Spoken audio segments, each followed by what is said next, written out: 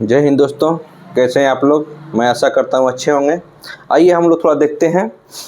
बहुत बार क्वेश्चन पूछता है कि भूटान से भारत का कौन कौन सा राज्य सटा हुआ है। जिनको जानकारी है वो तो बना लेते हैं, जिनको नहीं जानकारी है या याद किए हैं भूल जाते हैं बार बार।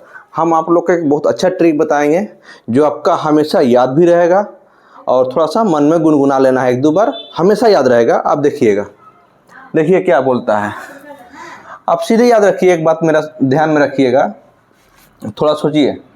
जब पूछे कि भूटान से भारत का कौन कौन सा राज्य सटा हुआ है तो हमें क्या याद रखना है, भूटान और भारत आपस में सटा हुआ है। कैसे सटा हुआ है? आपस में सटा हुआ। वो तो सटा हुआ है ही आपस में, लेकिन हमको याद भी रखना है इसी तरह, भूटान और भारत आपस में सटा हुआ है।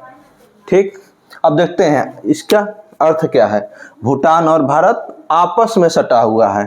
अ से अरुणाचल प्रदेश, अरुणाचल प्रदेश हो गया। चलिए, पी से पश्चिम बंगाल, पश्चिम बंगाल, ठीक हो गया। ए से असम, ठीक, और एस से सिक्किम।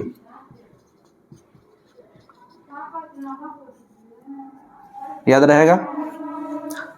कैसे याद रखना है? भूटान और भारत आपस में सटा हुआ है। भूटान और भारत आपस में सटा हुआ है, हमेशा याद रहेगा। कैसे सटा हुआ है? आपस में सटा हुआ। ये तो बात भी सही है कि आपस में सटा हुआ है। तो भूटान और भारत आपस में सटा हुआ है। ए से अरुणाचल प्रदेश, पी से पश्चिम बंगाल, अ से असम और एस से सिक्किम। थोड़ा सा और देखिए, ये इसका पूरा जो सीमा है 699 किलोमीटर लंबी है, पूरा राज्य के मिला के। ये अरुणाचल प्रदेश, पश्चिम बंगाल, असम और सिक्किम 699 किलोमीटर। इसका सीमा पूरी तरह से खुली हुई है। जैसे होता है ना कि भारत पाकिस्तान या बहुत देश का सीमा तारों से बांधा हुआ रहता है, या दीवार दिया रहता है, या नदी रहता है, ऐसा नहीं। ये खुला है पूरी तरह से, आने जाने के लिए कोई पाबंदी नहीं है। और इसमें और दो देशों के बीच दो बार समझौता हुई थी। एक 1949 में मैत्री संधि और 2007 में संशोधित मैत्री संधि, मतलब उसी में थोड़ा सा और भी संशोधन किया गया था।